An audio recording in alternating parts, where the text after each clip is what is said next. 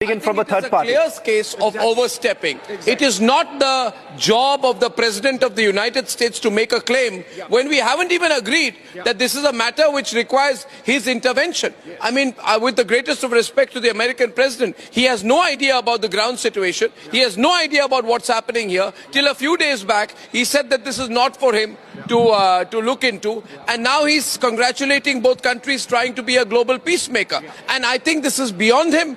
I strongly object to the fact that the US President is saying that he has sorted out the conversation between two countries. I think President Trump does not understand the importance of difference between back-channel talks or informal diplomacy or clandestine diplomacy or overt diplomacy. Somebody should think this is typical Trump overreach? This is typical Trump overreach. This is typical Trump overreach at a time when he does not have a mandate to do so. And I think it becomes incumbent right now for the government to start the press conference, which we were promised at 5:30. If this was a calibrated announcement, which I do not know anything about, then really we will hear, we will go, Republic will go by what our Prime Minister says. Republic will go by what the Foreign Secretary of India says and what the Indian forces says. It is wrong for Donald Trump to go out and make an announcement, but this is typical. And the fact that he's saying, and the fact, Arnav, he's saying that overnight negotiations, while we had the worst of fighting between the two sides. Where are the negotiations overnight?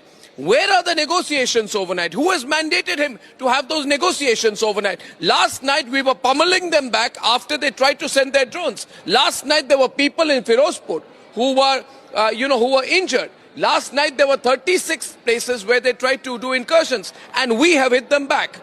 And a ceasefire is not a phone call. It is not like one of those things that happen on WhatsApp. I mean, Donald Trump should get real about the situation. I will completely go by what my government says. And Trump has failed for the 5 months with Russia and Ukraine. But that's not the point. He has announced 4 times.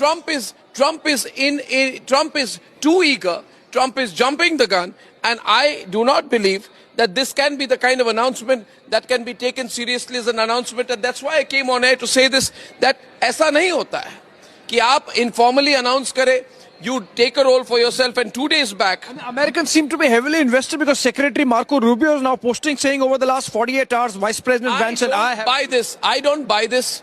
And we will finish this. Let us not forget here, with the greatest of respect, that the United States of America was the country which threatened to send the 7th Fleet in 13 days. And therefore, we are an independent country. And he's trying to equalize this. How on earth can Trump equalize between what has happened in Pahalgam and what has happened thereafter? It's a clear case of overreach. Clear overstretch. I'm sorry I'm going to have to go. You can take this forward. But we are going to be on conversation with our channels in the government. Absolutely.